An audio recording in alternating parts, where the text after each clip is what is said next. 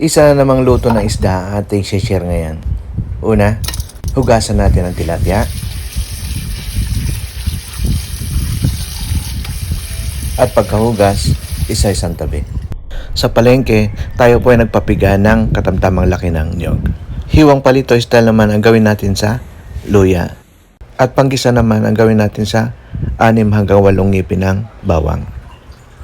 Gilitan naman natin ang mga sili haba.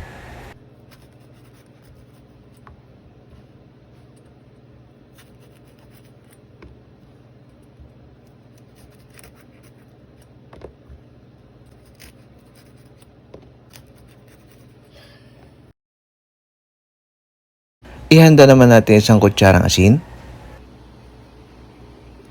kalahating tasang suka,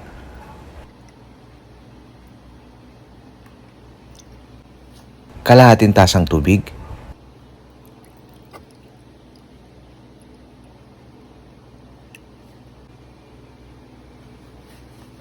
at himayin naman natin ang mga dahon ng sili.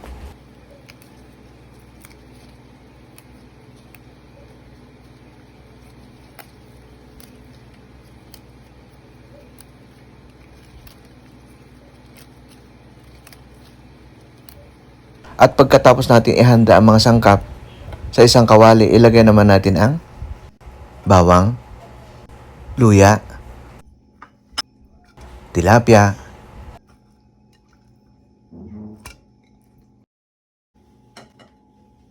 ilagay na rin natin ang asin at ibuhos natin ang tubig at suka.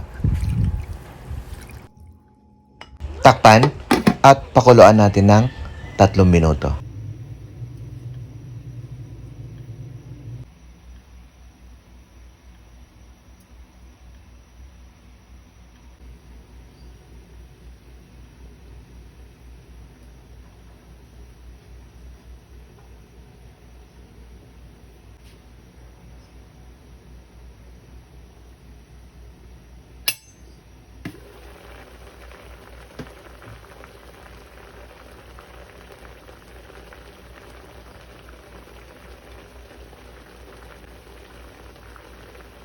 At pagkalipas ng 3 minuto, ibuhos na natin ang kakanggatan ng niyog. At pagkabuhos ng kakanggatan ng niyog, halo-haluin hanggang sa kumulo muli para di makorta ang kakanggata.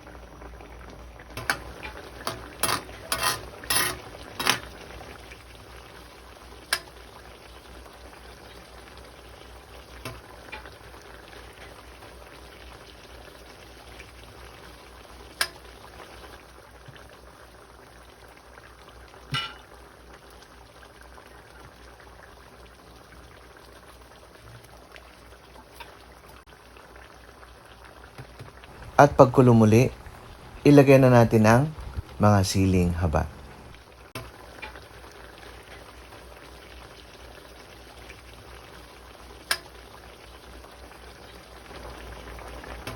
Takpan at pakuluan pa natin ng 2 minuto.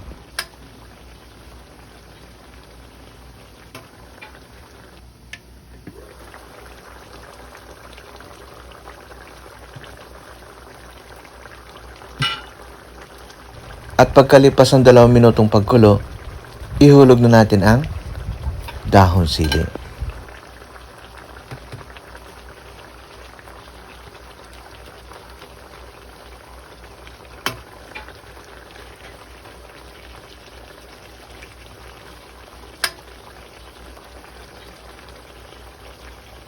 Takpan at pakuluan pa natin ng 1 minuto.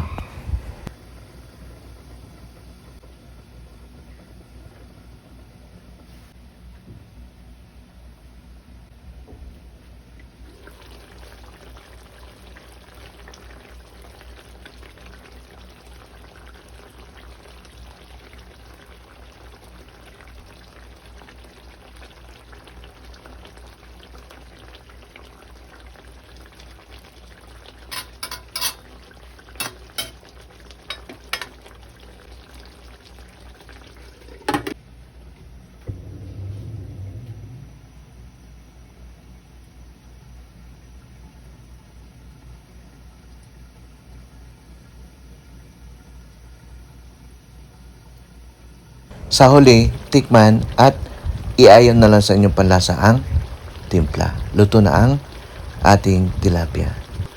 Kung nakatulong tong video na to sa'yo, pa-subscribe, like, at i-share mo na rin sa mga taong gusto rin matutong magluto. Maraming salamat.